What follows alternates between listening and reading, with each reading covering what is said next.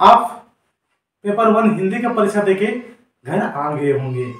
और परीक्षा का मोड तो आप जानते हैं दोस्तों कि सीबीटी यानी ऑनलाइन आपका परीक्षा हुआ। तो इसमें जो हिंदी पेपर 1 का क्वेश्चन का एनालिसिस है, जितना माइंड पे है दोस्तों, वो आज सारे क्वेश्चन को हम इस वीडियो में करने वाले हैं। किस तरह के क्वेश्चन पूछे गए थे, क्या क्वेश्चन पूछे गए थे, जितना स्मरण याद में है दोस्तों, वो सारे क्वेश्चन का हम आपके लिए एनालिसिस करेंगे। पक्का 100% यही क्वेश्चन सब आपका दोस्तों परीक्षा में इसी तरह का पूछा गया था और इसी तरह के क्वेश्चन आज देखिएगा दोस्तों। बता दें कि हिंदी में सबसे ज्यादा कैसे क्वेश्चन पूछा गया। आज देख के आपको अनुभव होगा वीडियो में कि इस तरह का क्वेश्चन परीक्षा में था और आप इसी तरह के आप अगला परीक्षा की तैयारी भी करेंगे दोस्तों।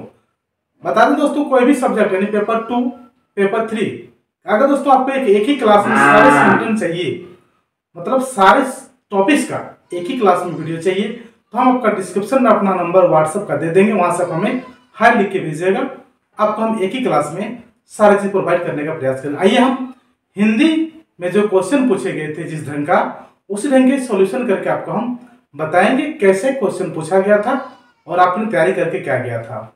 सारी चीज का जानकारी इसमें होगा दोस्तों। तो सबसे पहले बता दें कि आज का जो क्वेश्चन आपका हुआ परीक्षा हिंदी का, इसमें सबसे ज्यादा जिस ढंग से मैंने पहले वीडियो में बताया था बस उसी तरह पूछा गया। पहले आप देख लीजिए।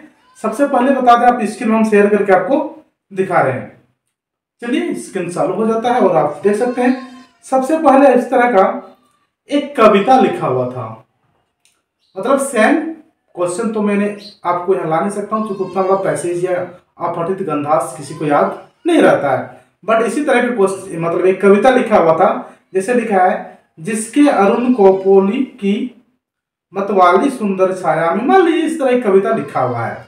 अब इसमें क्वेश्चन आपसे दिया रहेगा, ये कविता किसका लिखा हुआ है ना, किस कविता से इसे लिया गया है, ऐसे क्वेश्चन आपसे पूछे जाएंगे। तो बता दीजिए ये कविता जो है आपका आत्मकथी है, जिसको जयशंकर प्रसाद ने लिखा है। तो आपको कविता को बढ़िया से पढ़ के जाना है, कम से कम कवि का नाम जो उसे लिखा है ये भी याद करके जाना है। अगला जो बात कर रहे दोस्तों, सबसे ज्यादा क्वेश्चन जो पूछा गया इस बार, वो आपसे पूछा गया वाच्य परिवर्तन से। देखिए वाच्य परिवर्तन बहुत ज्यादा क्वेश्चन है और आप ग्रामर सेक्शन अगर आपका सही है हिंदी में, तो आप किसी भी परीक्षा में, पता है दोस्तों हिंदी में धोखा नहीं खाइएगा, इसलिए ग्रामर जो सेक्शन है उसे आप अच्छा कर लीजिएगा। यानी कहा जाना तो 50% मार्क्स ग्रामर से होता है हर एग्जाम में, और 50% मार्क्स इधर से होता है दोस्तों।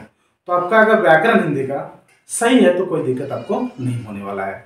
जैसे कि वाच्य परिवर्तन में आपको बहुत मेहनत नहीं करना है, लेकिन हर वाच्य को आपको पहचान कर लेना है कि कौन सा वाच्य किसका है।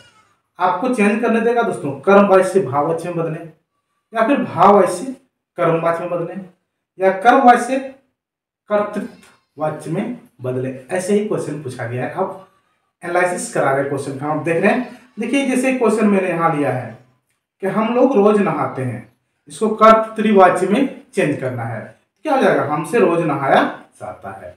इस तरह 4 ऑप्शन आपको वहां परीक्षा में मिलेगा, प्रोडक्शन आप करके आइएगा।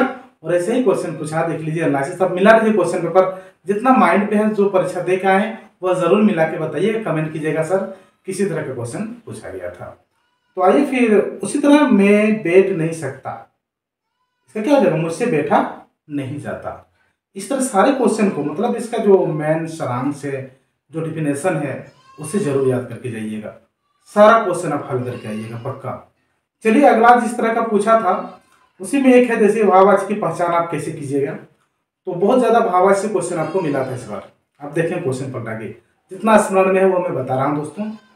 सबसे पहले देखिए भाववाच्य होता है क्या, ये जानना जरूरी है। यानी क्रिया के उस रूपांतर को भाववाच्य कहते हैं जिससे वाक्य में क्रिया अथवा भाव की प्रधानता का बोध हो। भाव की प्रधानता का जहां बोध हो वो भाववाच्य होता है। दूसरे शब्दों में क्या है दोस्तों, कि क्रिया के जिस रूप में न तो कर्ता की प्रधानता हो, न ही कर्म की प्रधानता हो, बल्कि क्रिया के भाव की प्रधान हो, उसे भाववाच्य कहते हैं दोस्तों। जैसे मोहन से टहला भी जाता है, यानी मोहन से टहला भी नहीं जाता, मुझसे उठा नहीं जाता। यहाँ देखिए ना कर्म प्रधान है न कर्ता प्रधान है, यानी क्रिया की भाव जो है वो प्रधान हो रहा है।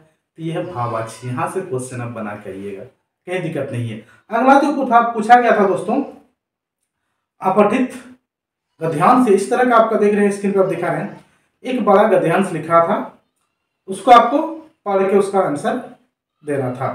जैसे कि आप ध्यानपूर्वक पढ़ें, ये सिलेबस में आपका दिया हुआ है, क्वेश्चन देख लीजिए पढ़ा के। सेम गद्यांश मैंने लिया नहीं है क्योंकि कहाँ मिलेगा, वो ऑनलाइन है और इतने बड़े गद्यांश का स्मरण करना भी जरूरी नहीं, बट उसी तरह का मैं आपके विश्वास ला रहा हूँ वीडियो को। जैसे लिखा, पहले बहुत से लोग समझते थे कि कॉलेज और स्कूल केवल पढ़ाई के लिए है, जो समय खेल में व्यतीत होता है वो व्यर्थ जाता है। इस तरह का पैसेज बहुत लंबा लिखा रहता है, आपको ध्यानपूर्वक पढ़ना, स्पष्ट लिखा भी है, नीचे लिखे गद्यांश को ध्यानपूर्वक पढ़कर उसके नीचे लिखे प्रश्नों के उत्तर अपने शब्दों में दीजिए। स्पष्ट लिखा हुआ है, आप ध्यान से पढ़िए और इसका आंसर दीजिए। जैसे मान लीजिए यहाँ एक दे दिया है, मान लीजिए आपसे क्वेश्चन कोई दिया, पहले बहुत से लोग समझते हैं कॉलेज और स्कूल केवल पढ़ाई के लिए है, जो समय खेल में व्यतीत होता था वो व्यर्थ जाता है। तो देखिए कौन सा समय व्यर्थ में व्यतीत होता था, एक क्वेश्चन क्रिएट हो जाता है ना, तो बस उसी से क्वेश्चन आपको क्रिएट करके देगा, अपना शब्दों में आंसर देना है ना। वह 4 ऑप्शन आपका दिया हुआ रहेगा, कोई दिक्कत आपको नहीं, आसानी से आंसर लगा के आइएगा, ठीक है। आगे जैसे कोई वर्ड दे देगा, मान लीजिए कि मान लीजिए शिक्षा, अब शिक्षा का पर्यायवाची क्या है आपसे पूछ दिया है ना, शिक्षा स्त्रीलिंग है पुल्लिंग है ये पूछ दिया, ग्रामर सेक्शन भी तो उसमें ऐड कर देगा ना। तो इसीलिए आपको ग्रामर सेक्शन बहुत अच्छा मतलब व्याकरण को करना है ताकि कोई परेशानी ना हो। एनालिसिस बहुत क्वेश्चन का मैं आज इसी तरह का कर रहा हूँ, हिंदी का जो क्वेश्चन आए थे परीक्षा में, बस उसी का। आप वीडियो को शेयर दोस्तों को कीजिएगा, ताकि अगर किसी को पेपर 2 पेपर 3 का क्लास एक ही वीडियो में चाहिए दोस्तों, तो व्हाट्सअप में जरूर हमें हाई लिखिएगा। आपको हम एक ही क्लास में पूरा सिलेबस, जब परीक्षा दे के आइएगा उसके बाद जरूर कॉल कीजिएगा, सर आपने जो बताया ना बहुत बेस्ट बताया। हर क्लास को आप अटेंड किए होंगे लेकिन उतना कारगर आपका साबित नहीं होगा, लेकिन एक क्लास आपके लिए बहुत इंपॉर्टेंट बनेगा पेपर 2 और पेपर 3 के लिए। आइए आगे जो पूछा था, जैसे कि गर्मी बहुत ज़्यादा है, इसी तरह मान लीजिए आपका कर्तृत्ववाची से भाववाची में दिया है, यह तैराक तेज तैरता है, क्वेश्चन दिया है, इसको बोलेगा इसका भाववाची रूप क्या है, 4 ऑप्शन आपको दिया गया है।